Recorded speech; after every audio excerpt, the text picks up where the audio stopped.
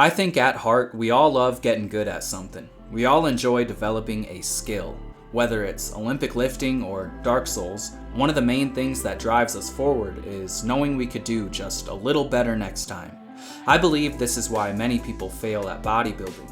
Sure, many of those bigger prime mover muscles often grow faster from exercises with a bit of a learning curve like a squat or a deadlift, but many of the smaller muscles grow best from isolation, which usually requires very little skill. You could spend the next 20 years perfecting your squat technique, but most anyone can do a perfect calf raise the first time they try it. For many of us, this leads to imbalances when viewed from a bodybuilding perspective. I know a lot of guys, myself included, who straight up skip calf isolation because it's just plain boring. Sure, we want bigger calves, but that's just not enough to make us put in the work on a calf raise machine. Today, I want to share with you a few enjoyable exercise alternatives that require just enough skill to keep you coming back long enough to see some real adaptation. In the long run, it's probably true you'd see a bit more muscle growth if you just do the basic movements, but these will still cause muscle growth, and you might just find you get something much more valuable along the way. So let's get into it. Starting at the bottom with the number one most neglected area, the calves, we have sprinting. A 2-second Google search for sprinter legs is all you need to become a believer. Sure, some sprinters probably do calf raises, maybe all of them do, but the majority of their time is spent improving the skill of sprinting. At its core, sprinting really builds the calves in the same way a calf raise does, extension of the ankle. Applying downward force into the ground or into a machine while at the same time extending the ankle causes the muscles of the lower leg to contract and inevitably to grow bigger and stronger. There's something very mentally stimulating about running as fast as you can, trying to beat your previous record. And after a few sessions, there's a good chance you'll be hooked, which is exactly what we're after. If you haven't done any sprinting in a while, I recommend spending a few weeks running uphill at a moderate pace to let your body adapt before you start going all out. Spend a few months practicing and you should see some nice calf development. Moving on to the upper part of the legs, nothing beats a good old-fashioned squat. It honestly doesn't really matter which variation you do, high bar, low bar, Zercher, front, SSB, high rep bodyweight squats, squats while bear hugging a rock, any variation will do. While you may be able to learn the basics of the movement in a few minutes, like I said earlier, you can still work to perfect your technique for a very long time. There's a reason so many guys end up moving away from bodybuilding towards powerlifting, and no, I don't think it's because they were given bad information. People move to powerlifting because it's insanely fun and addicting to lift heavy. A heavy 1-rep max squat is one of the best feelings in the world in my opinion, and I'll never get tired of it. Squats are one of those movements that can be very aggravating at first. It took me years before I could consistently come into the gym and feel like I was doing the movement correctly, but that struggle is also very motivating. Spend some time working on your squat, and not only should you see all your other lifts improve as a result, but you'll get some nice muscle development as well. For this next part, I want to skip ahead to the forearms because the exercise I have for the glutes also hits a lot of other things as well, and I want to save it for last. So when it comes to building the forearms, most people think in terms of two main movements, wrist curls and reverse wrist curls. These work well and have stood the test of time, but they're also very mind-numbing. What I have for you here is probably the most badass and exciting part of the video, sword or staff spinning. Man, this one is fun. If I'm being honest, I've skipped a few workouts these last few months so I could spend more time practicing. This one hooks you fast. For this part, I'm gonna quote what I said in my Witcher training video, which focuses a lot on this stuff. It's also over 40 minutes long, so if you like The Witcher, I definitely recommend checking it out. I think the main reason sword training builds the forearms so well comes from the often less than perfect nature of sword combat. When you're doing an exercise in the gym, everything is done in a controlled and repeatable setting. A wrist curl will always be a wrist curl, but when you practice with a sword, you're often forced into awkward positions that you'd never get to if you only trained with basic gym movements. Add to that the length of a typical set of sword work and you have a clear answer. Working the muscles of the forearms through a complete range of motion from every angle possible for a very long time leads to complete and rarely seen forearm development. As far as what I'd recommend you start with, it's honestly up to you. Find a stick or a broom handle lying around and start swinging the thing. Just have fun with it. After a few minutes messing around, I guarantee you'll see what I mean. So spend some time practicing with a sword or a staff, and you should see a nice size increase to your forearms, top and bottom. Next up for the biceps, we have rope training. Climbing a rope, or my favorite, pulling a sled with a thick rope attached, will leave your biceps on fire. Don't underestimate this one just because it looks easy and simple. There's enough novelty here to keep you hooked for a long time. Though your back is responsible for a lot of your strength with this movement, the biceps are also very heavily involved. Every pull ends with near maximal elbow flexion, one of the main functions of the biceps. For the sled pull specifically, and I'm sure you could replicate this by attaching a rope to a cable machine or something like that, the movement is really made up of two parts. You initiate the pull with your back and hips if you're being explosive with it.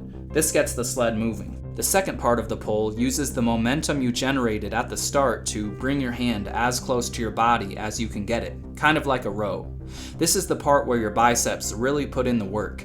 Even though you have that momentum, it still takes a lot of arm strength to finish the rep. Spend some time with this one, and not only should you see some nice bicep development, but your bicep tendons should become stronger as well. Moving to the abs, here's another fun one you may not have been expecting: shadowboxing. When most people train the abs, they usually stick to basic spinal flexion, crunches being a prime example, but they completely neglect rotation of any kind. You'd be surprised just how demanding any type of twisting is on the muscles of your midsection. Right now, watching this video, you can do a simple test to see why this works. Stand up and place your right foot forward. Now punch with your right arm. You'll feel a contraction in your abs. Now do the same punch, but reach as far as you can. The contraction should be even greater. Now put your left leg forward and again punch with your right arm. The contraction will be intense and different from any other. Now repeat these steps and punch at different heights, and you'll see the true power of shadowboxing for ab development. My favorite way to do this one is in place of regular cardio. Put on some old school Mortal Kombat music in your room, start jumping around if you'd like, and throw some punches. Not only will this work your abs in a way you're not used to, your work capacity and conditioning should improve as well. Next up for the chest and triceps, and please be careful not to hurt anyone with this one, we have stone throwing. There are many different ways to throw a stone, but for today I'm talking about the method that is usually used for heavier stones and resembles a push pass from basketball, only pushing with both hands rather than one. This one may seem like a stretch, and I get that, but if you look at the movement more closely, what we're doing here is essentially a close grip bench press, only standing up rather than lying on a bench. I don't think I even need to explain why this one is so fun. People have most likely been challenging their neighbor to stone throwing contests since the dawn of time. Half of the most popular sports today involve throwing things. We can't help it. Watching stuff fly through the air is just plain exciting. So if this sounds fun to you, and you know it does, find a secluded spot outside, grab a heavy rock, and practice throwing it.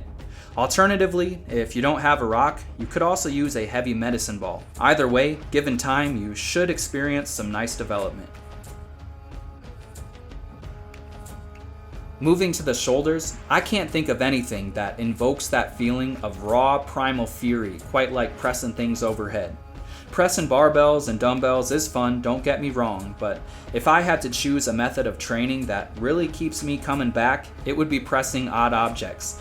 It doesn't matter what it is, a rock, a sandbag, a bag of dog food, your girlfriend, just don't let her know she's considered an odd object. Pressing things overhead just feels awesome. Another thing I like about pressing odd objects is it masks weakness. Yes, pressing 100 pounds overhead with a barbell for the first time felt pretty great, but there's only so badass you can feel pressing 135 when you see guys out there pressing 400. With stones or whatever else, the weight is irrelevant.